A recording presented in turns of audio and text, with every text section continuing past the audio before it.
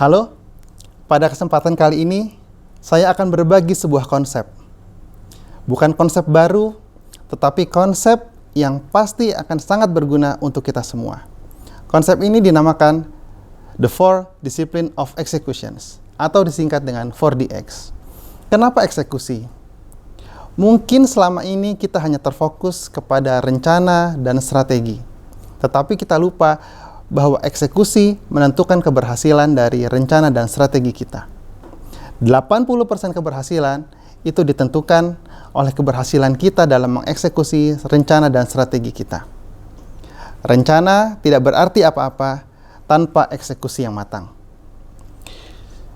Konsep ini diambil dari sebuah buku yang berjudul The 4 Discipline of Executions yang ditulis oleh Chris McChesney, Sean Covey, dan Jim Huling. Disiplin pertama, focus on the widely important. Setiap organisasi pasti memiliki tujuan dan fokusnya masing-masing. Tetapi organisasi yang baik pasti akan lebih pandai memilih fokus yang akan dia capai. Untuk itu, fokuslah kepada hal-hal yang penting. Saya menyarankan kita untuk mempersempit fokus kita kepada sesuatu yang bisa memberikan signifikan improvement bagi organisasi kita. Oleh karena itu, kita wajib memilih dan menentukan satu yang dinamakan dengan widely important goal. Apa itu widely important goals? Widely important goals adalah kita mengidentifikasi objektif yang paling penting yang itu tidak bisa dicapai tanpa special attention atau tanpa perhatian khusus dari kita dan tim kita. Bagaimana cara kita mengidentifikasi dan memilih week yang akan kita pilih untuk organisasi kita? Untuk memilih week, kita harus memastikan dan bisa mengukur di mana kita saat ini, di mana kita akan menuju, dan sampai kapan. Dengan kata lain, ada starting line, ada finish line, dan ada deadline. Dengan kita sudah menentukan itu semua, kita sudah memasuki langkah pertama dari permainan yang bisa kita menangkan. Disiplin yang kedua, act on the lead measure. Setidaknya ada 2 tolak ukur dalam menentukan keberhasilan dari tujuan dan fokus organisasi kita. Yang pertama adalah lag measure, dan yang kedua adalah lead measure. Apa itu lag measure? Lag measure adalah kita melacak keberhasilan dari widely important goal. Contohnya, profit, sales, revenue, quality, dan lain sebagainya. Lag measure sifatnya adalah potret dari apa yang sudah kita lakukan di hari-hari sebelumnya, di waktu-waktu sebelumnya, dan itu sifatnya adalah historical dan tidak dapat dirubah. Dan yang kedua, lead measure. Lead measure adalah kita melakukan aktivitas-aktivitas yang itu bisa mendrive lag measure. Ada 2 rules dalam menentukan lead measure. Yang pertama, lead measure harus bisa memprediksi lag measure. Lead measure harus bisa memprediksi kesuksesan dari lag measure. Dan yang kedua, lead measure harus bisa dipengaruhi oleh tim yang menjalankannya.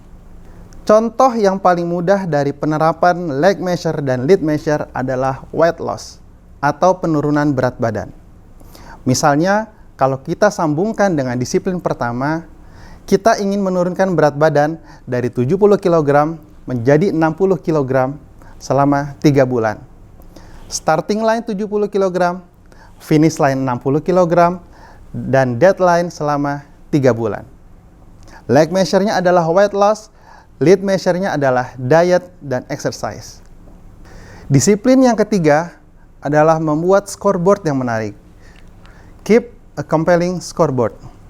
Teman-teman semua, disiplin ketiga ini adalah disiplin of engagement. Kenapa? Karena level tertinggi dari engagement adalah ketika kita mengetahui skor dari pencapaian kita.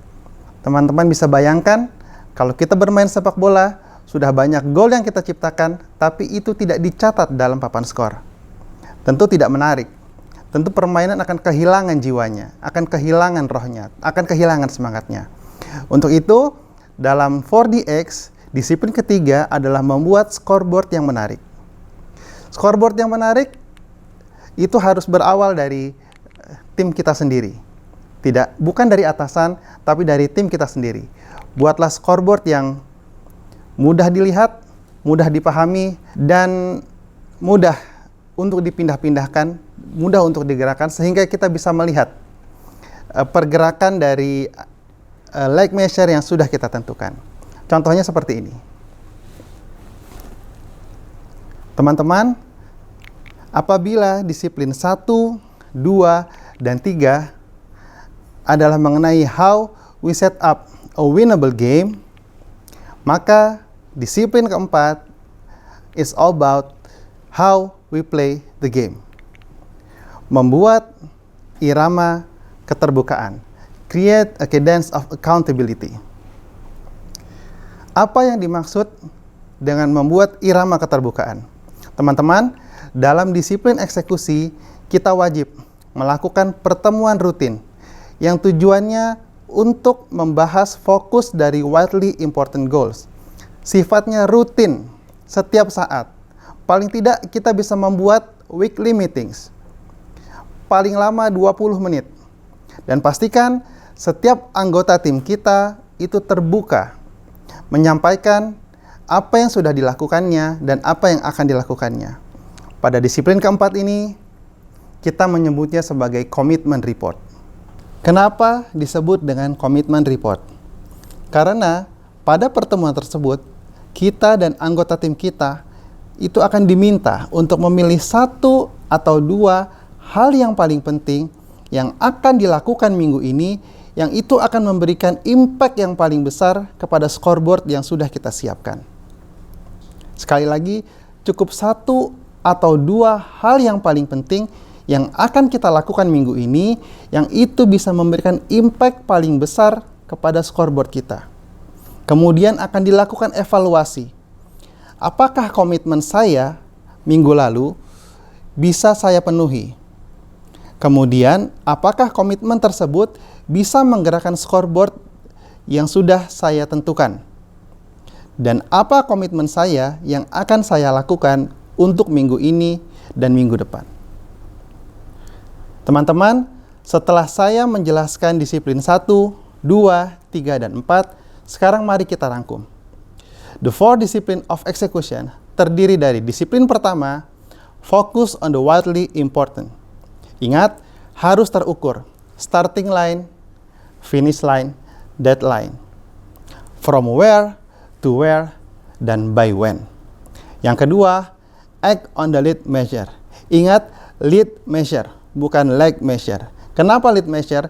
Karena lead measure lah yang akan menggerakkan dari widely important goals dan scoreboard kita. Yang ketiga, keep a compelling scoreboard. Membuat scoreboard yang menarik, yang itu bisa dijadikan patokan atau acuan dari apa yang sudah kita kerjakan. Dan yang keempat, create a cadence of accountability. Irama keterbukaan. Lakukan irama keterbukaan, yaitu weekly meeting, waktunya paling lama 20 menit.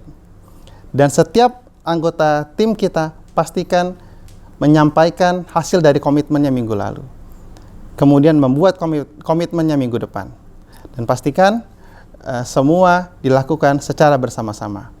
Lakukan ini secara terus-menerus, berkesinambungan, disiplin, berkomitmen, dan bertanggung jawab.